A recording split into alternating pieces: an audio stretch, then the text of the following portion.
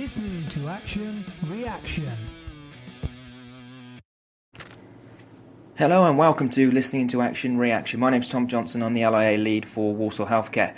Now, this podcast is designed to inform you about what we are up to, what's going on, upcoming events, latest news and stories.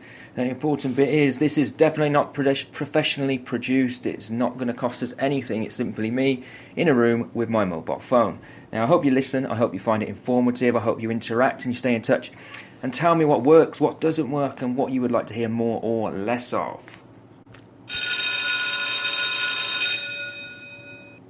And starting off now with some breaking news. I'm pleased to say that our second Pass It On event is scheduled for the 17th of May, and it's going to take place at the MLCC here on the Manor site. Now, this is a great opportunity to celebrate the hard work of the 20 Wave 2 teams, but they're also going to be joined by the Wave 3 teams. Now, this is my call to arms. We're looking for new teams to join Wave 3. So here's the question for you. Do you have an area you would like to improve? Then LIA is for you. Is something not working as well as you know it could? Then LIA is for you. Do you have a challenge you'd like to face head on? Then LIA is for you. Now, it doesn't matter whether you work in a community setting or if you're acute based, or indeed if you're split across the two.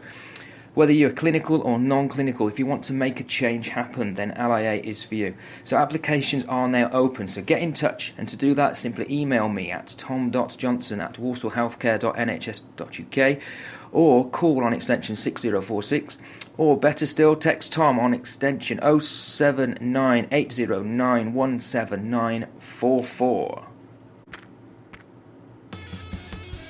Listening to Action Reaction.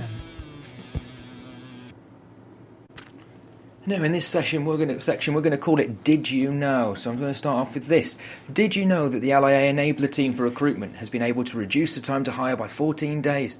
14 whole days. Now, this means that new starters are in nearly 3 weeks earlier. This means we're potentially saving 14 days worth of agency staffing, and this means continuity of care.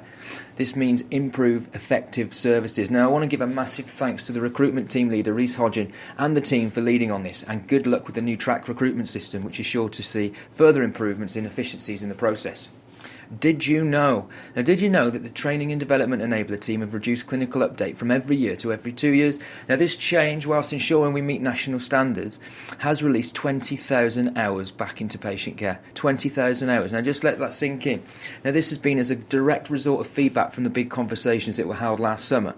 And I want to give a special shout out now to Karen Bendel, who's been instrumental in this and continues to work with clinical colleagues to make sure that the training needs meet those of the clinical teams. Now, there's plenty more outcomes where that came from, but in this first podcast, I'm pleased to say that this is it. It's done.